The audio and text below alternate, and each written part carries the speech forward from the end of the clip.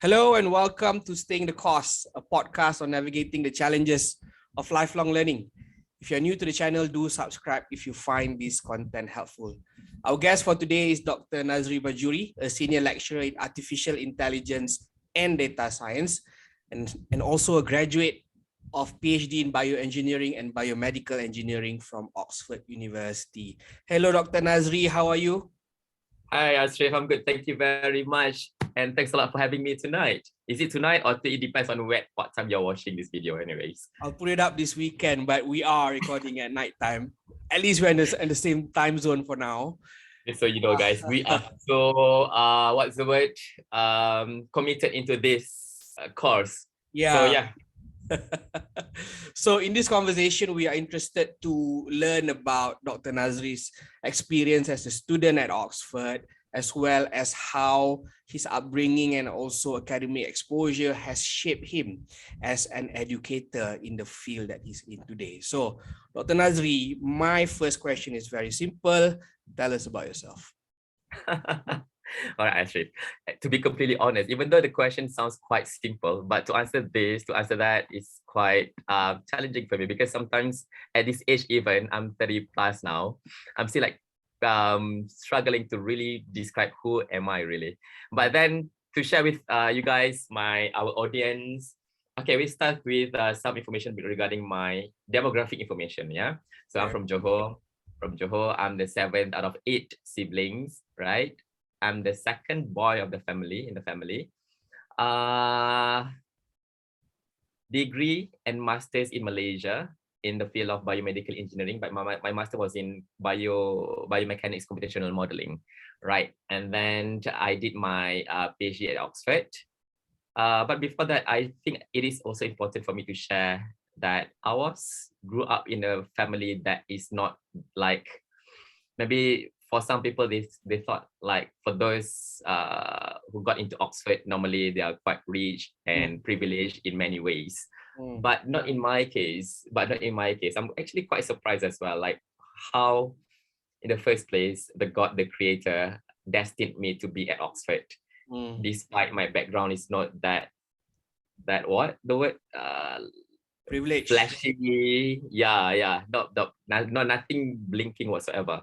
It's quite okay, but then I have to be thankful for my mom and dad for their courage and the fighting spirit in terms of like education and knowledge is the first thing in the family, and it's not just on me, it's on my other siblings as well, especially my sisters. I've got 5 sisters, and they are all university graduated. And despite we're not from a rich family, I think that's highly salute to my parents. So yeah, from that background, humbling background, and then I got into degree and masters at UTM Skudai Johor Bahru.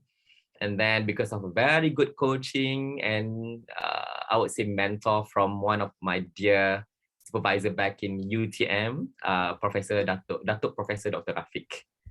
He was actually the one who really challenged me to go further and further to challenge my limit, right? Because he graduated from Imperial College London for his PhD, not just PhD, degree as well. So degree, master's, PhD at Imperial College London.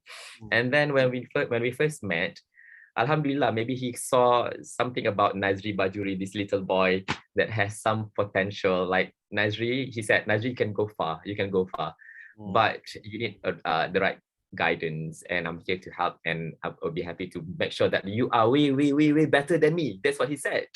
I was like, oh my god, Prof. I called him Dr. Rafiq. Then that's what he's done on me when the moment I about to finish my masters, because I did my master with him, and then he said that, okay, Nazri, next step, I want you to go to Oxbridge. And then from the day one, actually, he was the one like, okay, this is the process, blah, blah, blah. And you got this strength. You can speak, you have the brain, just go. I was like, that's quite encouraging, because to be completely honest, I never thought that I would have the courage and the gut to apply to these top universities. No, Ashraf, no, zero courage, zero, no, never crossed my mind. But because of him and another classmate of mine, she got into Oxford as well, I see. and King Scholarship. I But see. the fact that she got like a pointer a bit lesser than mine, I was like, hang on a minute. She got into Oxford, she got King Scholarship. And why Nazri? You should also try and apply to Oxford. And then I got the same opportunity. So Alhamdulillah for that. So Right. these two events really what's the word? Catalyst, Mm-hmm. Mm-hmm. expedite the whole process. Mm. So it's not purely because of me and my talent. No, it's all about the right environment Mm. as well. And that's So the power yeah, of mentorship and belief exactly, Ashraf. fueling you, right? 100%, 100%. That is why maybe along this session, right, I would also share about a few things when it comes to like my current dealings at the university, at my own businesses, and on my YouTube channel as well. So yeah, but I think to begin with, that's Nazri with that background. And at the moment, I've been working a lot on artificial intelligence and social data science. So we combine social science and data science. So in other words, there's another term called people analytics. So we combine people behavior, demographic data into insights, foresights, and to make sure that we could turn data not just to information or knowledge, but to wisdom as well. So that's the hierarchy of data. So that's a big goal. And that is why I've been juggling these two beautiful worlds, people and analytics. So that's me. I'm a bridge connecting these two worlds. So Ashraf. it's interesting when you said that Oxford was never in sight when you were as an undergraduate student, right? No, yeah. But when I look into your journey, you won the Vice Chancellor Award for your performance during your undergraduate study. Yeah. And then that earned you to go straight into a master's program right after at University Technology Malaysia before you Mhm. flew to Oxford. So it appears to me that there is this drive and motivation to continuously learn while you were in Skudai. And now I know that Dr. Rafiq and your peer were some of Yeah. the individuals that has fueled you. But were your ambitions clear since you set foot on the campus in Skudai in day one, or was it more of a self-discovery throughout the journey as you got to know yourself better academically as well as other aspects of life? How was it? Was it clear from day one? I think it's not, as Aha. you mentioned earlier, but talk through us this process of self-discovery as you gather the courage for you to apply for Oxford. Thank you very much, Ashraf. Yeah. When I look back, it's not just from my university years, yeah. Even at my primary school, secondary school, Nazri Bajuri has been a person who liked to hit the ceiling. Mm. You know what I mean? Like if Nazri knew that is the highest ceiling, so Nazri will hit it. So he high achiever, 100%. Mm. That perhaps has been in my genetic. All right. Orang so at my ethnicity wise, so Mm. I'm like a mix of Javanese and Bugis. Okay. Because I also study about this what human evolution when it comes to like the one we was born, right? So we Mm. got genetic influence first, and then environment and social setting. Then later on we develop our identity. So I would say that genetically I've been wired that way to achieve higher and higher, right? And then degree and masters, I would say that I was exposed to a lot of academics and academicians who are like super inspiring. Mm. But Ashraf, I wasn't exposed much with industrial experiences. So my world back then was almost completely about university and academics, I see. right? And the only path ahead of me at that time was from degree, master's, and PhD. That was one major factor. Second major factor is um, I knew that I need to improve my English, right? Because of my background in the family, none of us are very good at speaking English, Mm, right? And English has been the biggest barrier for us and for me, for Nazri Bajuri, to go far and further, higher and higher. mm, Um, and because of that, I knew that one of the most efficient way for me to really improve my English is by being or studying at a country where they speak English, I and see. I'm forced to speak in English. And the fact that degree, I didn't get the opportunity to go abroad to speak English because of a few reasons. And I was like, okay, so no chance for degree at overseas, overseas. And then I tried for masters as well, and I think that was in 2009, and that was during recession, I so see. not many scholarship willing to fund my study. Mm, And then I was like, okay, never mind. I just like pursue my masters in Malaysia, and then I tried again for PhD, and Alhamdulillah, because of my performance, quite well, quite good for mm, during my masters, and I would say that has really helped me to get a place at Oxford mm, and to get a King scholarship. Then I mm, was like, thanks to Allah for this, because I never thought about, yeah, with this English and then going to Oxford University, mm. who gave birth to this Oxford dictionary, English dictionary. Who are you really, Nazri? I was quite anxious, to be honest. I How see. can I really survive and not just succeed, but to even survive? Mm, It was a very big question for me, and that is why my first year at Oxford, it wasn't easy. I It see. wasn't easy, actually. I But see. then I would say that the upbringing and my parents, the fighter spirit in them really helped me a lot. They filled me up since the very beginning of Mm, my journey as mm, a person. So to answer your question, I would say that exposure, and then the moment I could speak English pretty well, and mm, then I've got the chance to talk to many people, not just in academics, in mm. academy, but in industries, in social setting, especially at Oxford. Oxford was I would say, the main door for me to get to know about world.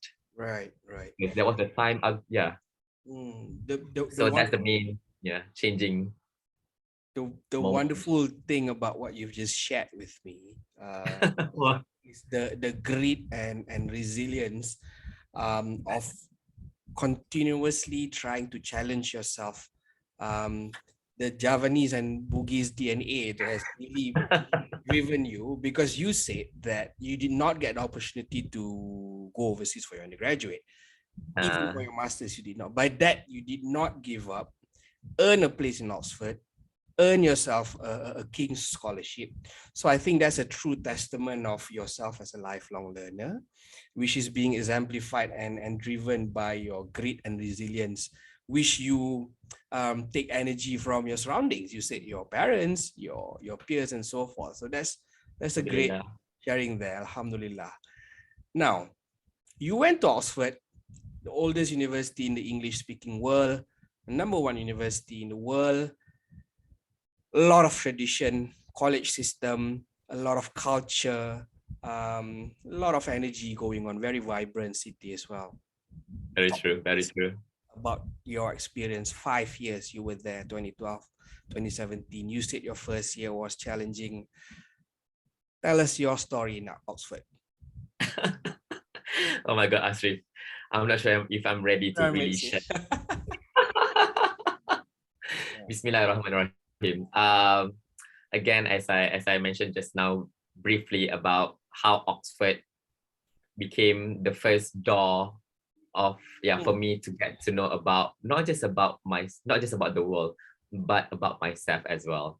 mm, Yeah, okay, Alhamdulillah, when it comes to like speaking English, because we know that English or language in general is like one of the key factor for us to get to know about things, right? So it's the door for knowledge. So because of that, and the fact that Oxford, as you said, super vibrant, and it's not just about being the oldest university in English speaking country, right? But when it comes to like knowledge, not just knowledge, but the people, the scholars at Oxford, gosh. So we got static knowledge, we got dynamic knowledge, and the drivers in them are super. This is my personal opinion, super genuine, and Mm. they are indeed fighting for that genuinity to last longer and longer, because of course, the current setting in this current world, money versus genuinity, right? Right. Like profit making versus something that is super genuine, and those professors at Oxford, they even wrote a book about how important the university should maintain Mm. this collegiate system, tutorial system, Right. and despite it's highly costly, Mm. but when it comes to like helping people to develop, especially intellectually, this is Mm. the way to go. And it has been proven for more than 900 years now, Right. right? And I myself experienced that too, because I did my master's degree in Malaysia, Mm. and the main difference was, Ashraf, how the keyword is human touch. I see. Maybe you can guess which one has higher human touch. Mm. My previous university for degree and masters, or Oxford? The answer, based on my personal experience, Oxford. I was surprised, 100% surprised, because before getting into Oxford, I was like, Oxford is like other university. They squeeze people and students to get their brains so that they can produce lots of papers, research outcome, right, and to make more money and money. I was wrong. I was wrong. My supervisor, it so happened that Dr. Mark Thompson, he did his degree at Oxford. And knowing that the fact he was educated there, and the way he supervised me, when I reflect back and I read that book called Oxford, Thanks Oxford, You Taught Me How to Think. I see. Yeah, it's a very good book. So the book is a compilation of how these professors justify the importance of collegiate and tutorial system at Oxford, Mm. at Cambridge, right? To tell the leaders in these universities and in other universities about the importance of this coaching, one-to-one relationship between professor and students, right?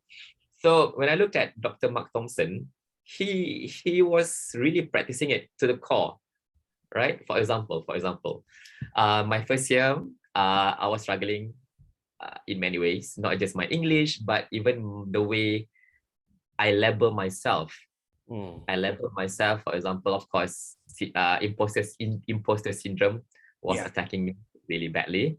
And then Mark told me, like, Nazri, come on. I look at you, I knew that you have huge potential. Look at your masters with papers, blah, blah, blah. Mm. And also I remember very clearly, he mentioned that, Nazri, after a couple of months knowing you, I think one of the key to really motivate you is for me as your supervisor, is just to make you happy, Mm. to make you feel happy. And that's it. Once you feel happy, I can see that your productivity is soaring rapidly. And because of that, he said, Nazri, don't come to the lab during the weekend. And please leave the lab office after 5:30 because I knew you work hard. You just need some rest to boost up that happiness in you. Mm. I was like, oh my God, this is so weird. This is so weird because I've never experienced that kind of coaching or supervision back home. I see. And I was like, aha. So he found the green button in me.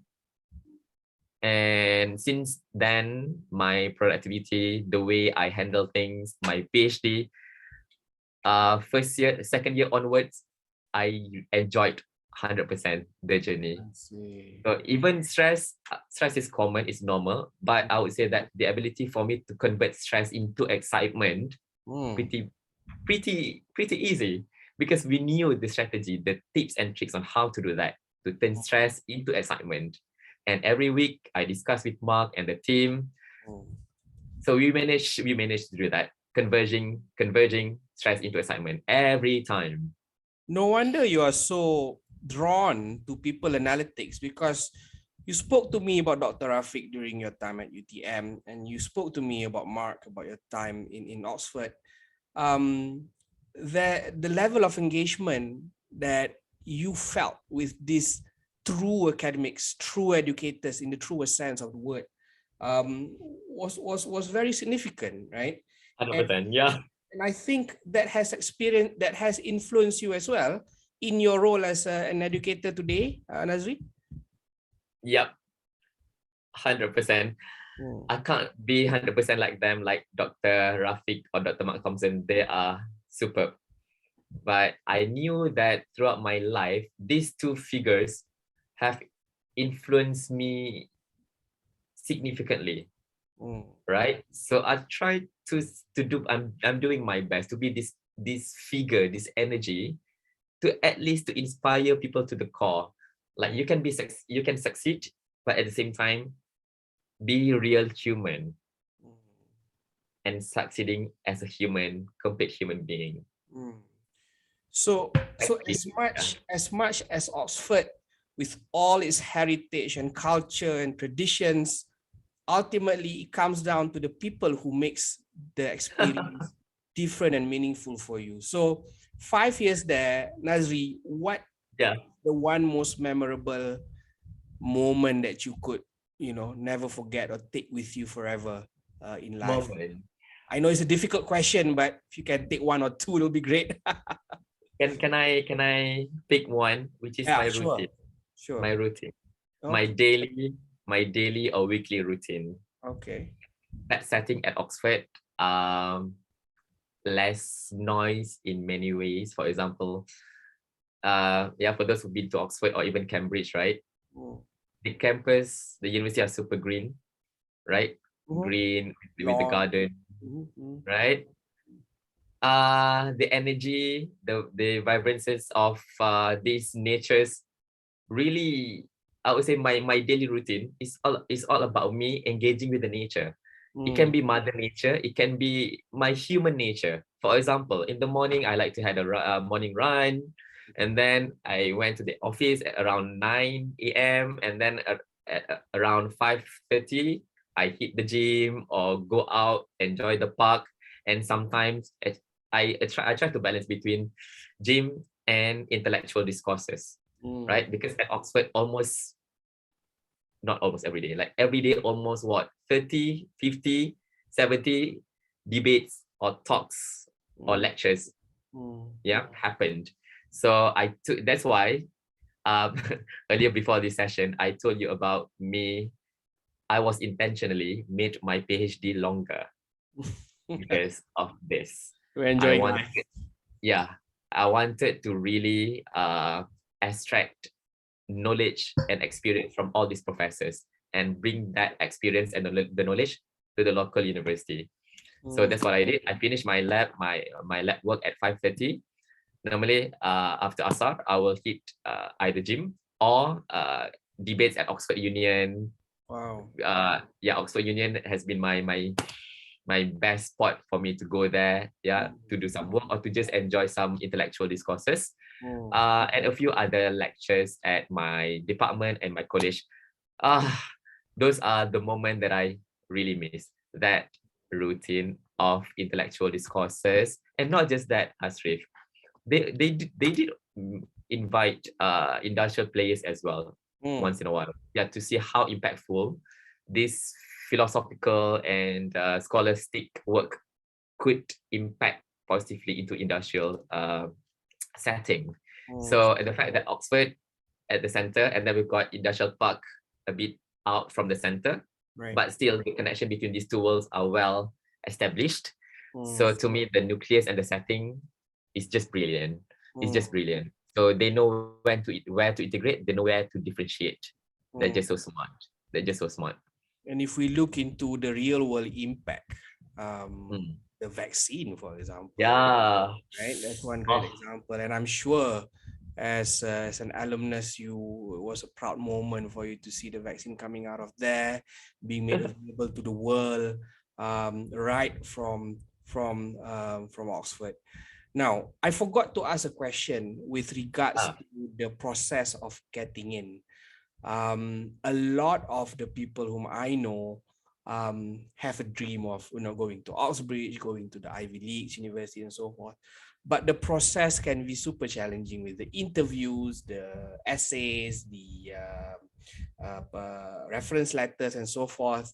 How would you describe? How would you summarize, Nazri, your own process of getting into Oxford? This should be my first question with regards to Oxford, but never mind. We're still in this conversation. How would you describe that experience for you, making that leap across the gates into getting admission into Oxford?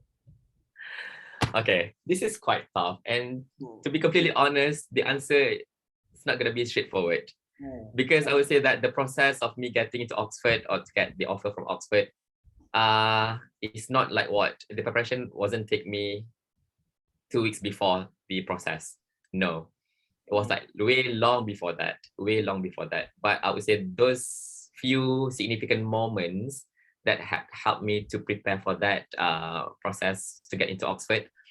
Of course, during my masters, I prepared my publications and whatnot. So on papers and on the Google Scholar, Nazri Bajuri, he has that experience and it's proven. So that's one. Second is my interview with Cambridge University. Oh, okay. Yeah. I'm not sure whether you've seen the video that I shared on I YouTube. saw you have a video about Cambridge interview, quite right? significant experience, like I would say, Nazri. Oh, very interesting experience. I had that experience to get into Cambridge. That interview was taking place in Singapore, and that was a face-to-face interview. I see. And super challenging because that professor, his name is Dr. Alexander Kabla. Knowing that he really, I would say, tackled my intellectual capabilities from the core.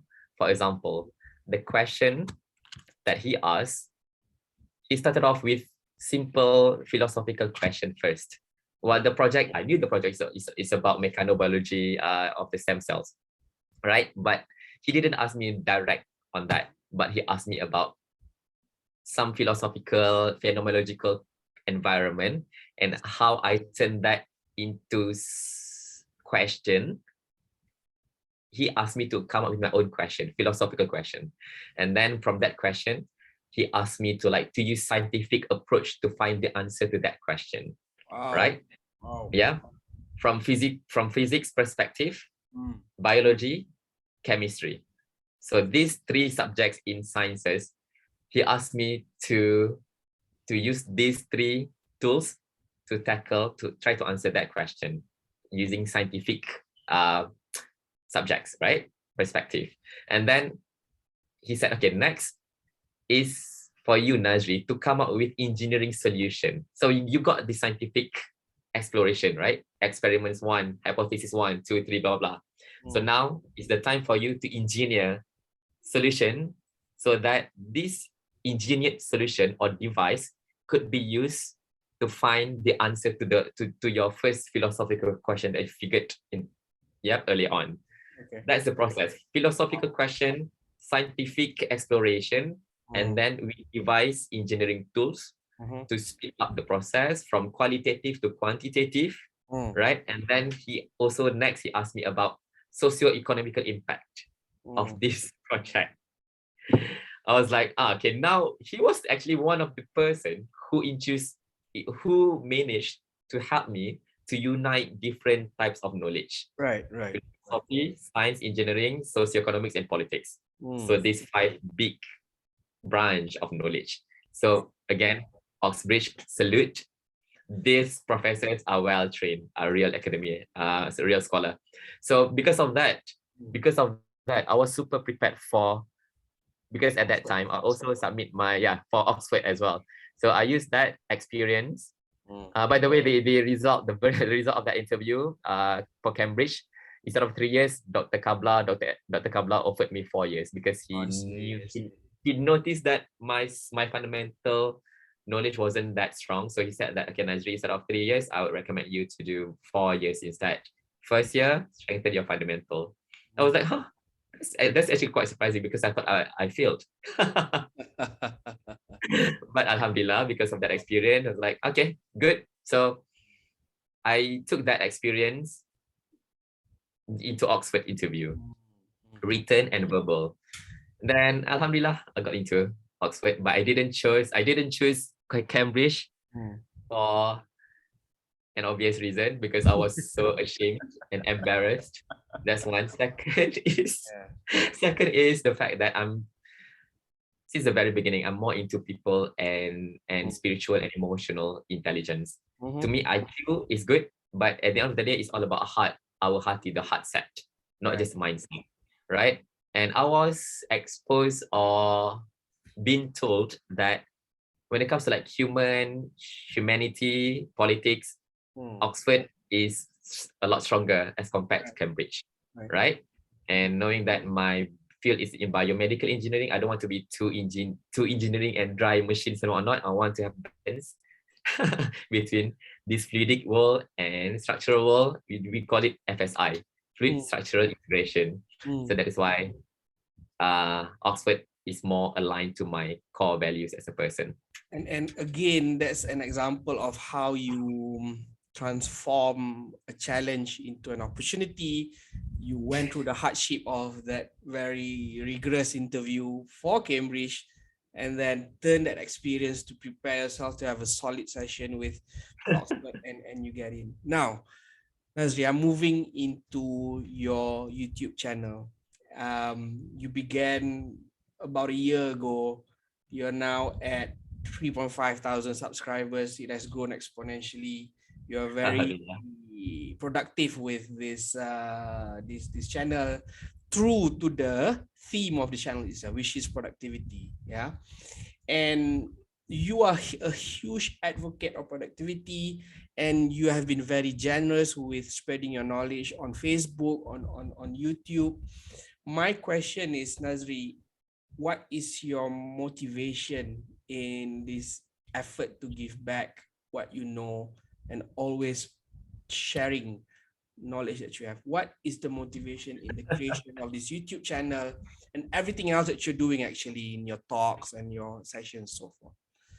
Ashraf, thanks a lot for that question. And you put it in a very nice way. The main real motivation for me doing that YouTube channel with a niche of productivity is basically based on my own personal experience of me practicing toxic productivity when I did my I've heard of that. Yeah. when I did my degree, master's, and first year of PhD, and I was almost collapsed. Wow. I felt sick, with very what's the word in English? It's quite worse and critical depression. For example, there was one moment at Oxford, I was intentionally trapped myself. I didn't want to meet people for like 3 to 4 days in a row. Wow. Yeah, I was shaking. That was during winter. With that weather outside, it wasn't helpful at all. And because of that, I was trying to really be an excellent student by practicing this toxic productivity. For example, you know what? I tried to get rid of any human interaction because I knew that it would make me feel bad, or for me not able to talk to people with the right English conversational English. So normally I turned up to the office around 3 p.m. and then I stayed until 3 a.m. in the morning. That was my habit for the first, I would say, 6 to 9 months at Oxford, first year. And the fact that I needed to prepare for the first year proposal defense, right? And knowing that my other Malaysian friend, she failed, so she failed and she had to fly back to Malaysia. Wow. And that was really it's a wake up call for me to work a lot harder, right? And but back then I didn't knew about all this productivity, where productivity has its own spectrum. Like it is like this spectrum. So we have healthy productivity in the middle, and at one end we have toxic productivity, where we use unnecessary emotion to drive our productivity. For example, out of fear, out of what something that's not genuine. So that is toxic productivity as well. And on another end, which is toxic productivity because of driven by work. So we use work to get dopamine, achievement until we forgot to find balance between other type of happiness hormones. Like, so we have four types of happiness hormones, right? So we have BOSE, oxytocin, serotonin, and endorphin. Back then, I was just focusing on dopamine. Okay. Until I, without realizing that I sabotaging my own body. So I was super skinny, didn't sleep well, and my productivity went down. So, but then because of again I was super lucky because of my supervisor, Dr. Mark Thompson. He was the one who realized that, Nazri, you are very this is not the right way to do things. So right, the right coaching, and then that was the moment I wake up and I dig more into the world of productivity, routine, and even when you look at, in general, people in the UK, for example, they are quite good in terms of like practicing this healthy lifestyle, right? Work-life balance. Yeah, in the morning they run, for example, they do cycling, blah blah. Yeah, there was one moment at Oxford, I bumped into this one professor. She was one of my examiners. 5:30, I was actually taking a break, coffee break. I bumped into her. She was in the park running. Wow. I was like, look at her. Look at her. Yeah. She's genius. And yet she made a time to still exercise. So that was a wake up call for me to like, okay, now the moment I'm back in Malaysia now, right? And seeing these people repeating my mistake again and again, practicing this toxic productivity, to me is very, very worrying, very alarming, Sharif. And the fact that I'm teaching this one subject at UKM called Ethics and Civilization and Leadership and Interpersonal Skill. So ethic and civilization has taught me something about me should pay extra attention and do more for my next generation to build up a better civilization for Malaysia. Wow. And that has awakened me, like, Nazri, don't just limit yourself to teach at the university, you should go beyond the boundary. And that was the moment I was like, okay, YouTube channel is a very powerful platform. Plus, I have another friend, Dr. Hasbullah, who's been doing YouTube for more than 2 years now. He's doing the same thing. Yeah, he's graduated from Imperial College London, similar background and exposure, and then he has proven that YouTube has helped him to reach out more people. His niche has been on automotive, right? That's his core. But my core, back to my core values. Healthy lifestyle, biomedical engineering, by medical and wellness and fitness, and I'm also a certified fitness instructor. So yeah, my field in biomechanics, biomedical engineering, mechanobiology, and I don't want to do things out of just computer and digital. I want to experience physical world as well.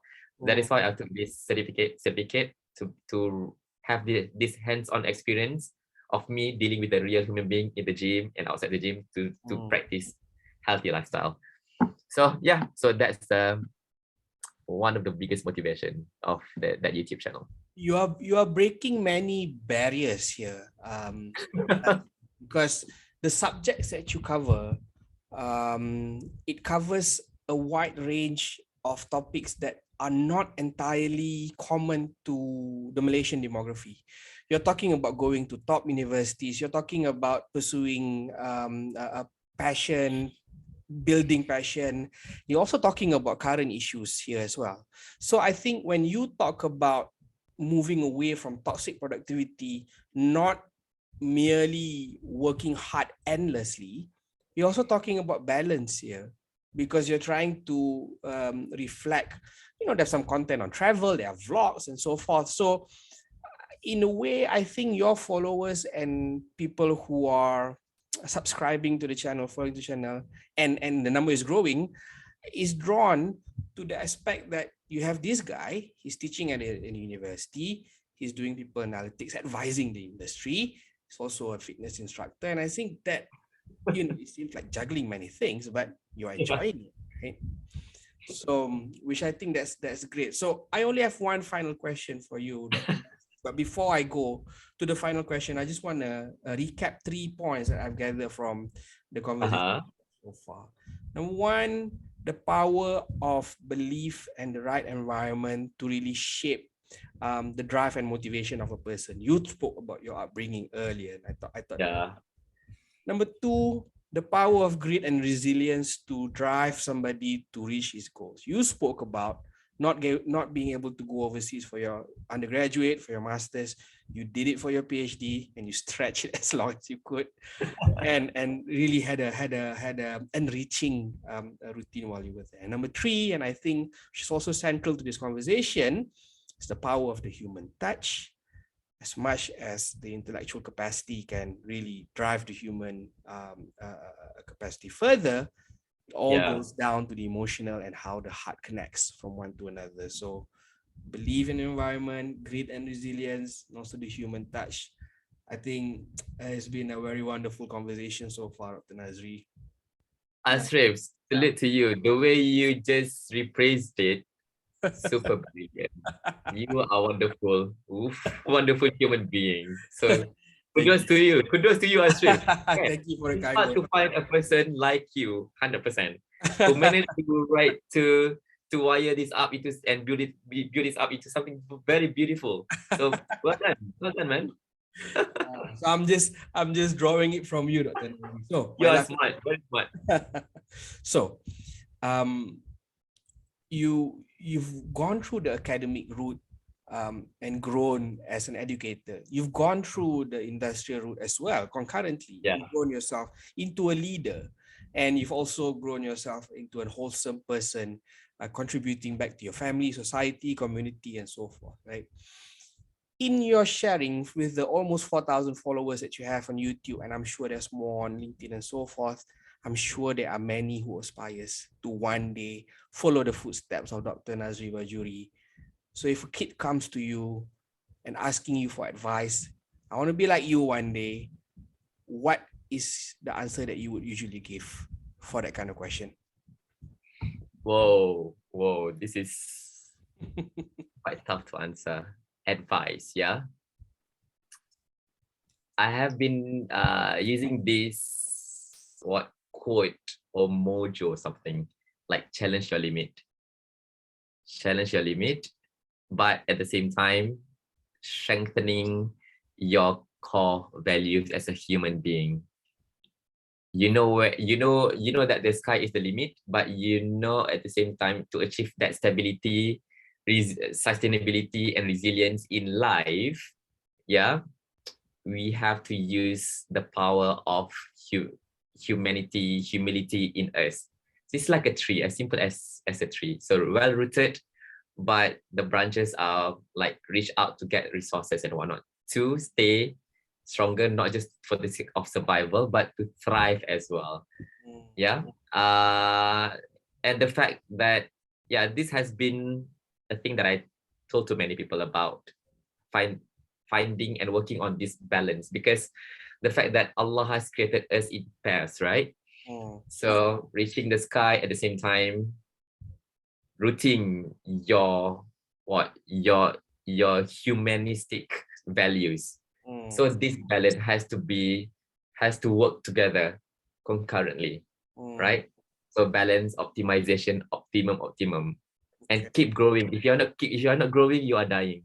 We are dying eventually, right? But we don't want to die miserably. We want to die handsomely. So keep growing and learn and not just do things out of surface, but find the core of things. And the core normally is where the green button is, the heart of human being, of product, of services. Try to find the heart. That's the core of things. Challenge your limit, but stay true to the human values being humble, and staying true to yourself from the heart. Great. Fantastic. Yes. With that, Dr. Nazri, I would like to thank you for the time that you've accorded for this conversation. It has been an enriching conversation. I've learned a lot, and I'm so confident that the listeners would have learned a lot as well. I'll put a link to your channel as well, where the content Oh, is more colorful than I'll be mine. the same, man. Your channel has been really uh rewarding in many ways. Mm, So keep this up, man. And we should collaborate. And yes, yeah, we yes. should collaborate. Definitely. We need more of this in Malaysia. It's great to know that we work in the same neighborhood. So inshallah, one day Dr. Nazri will have coffee. I can't wait to see your or to subscribe or to follow your podcast on Spotify one day. So Dr. Nazri, Yeah. again, my dua and best wishes for you. Thank you for your time. Assalamualaikum warahmatullahi wabarakatuh. Waalaikumsalam warahmatullah. Thanks a lot, Asrif.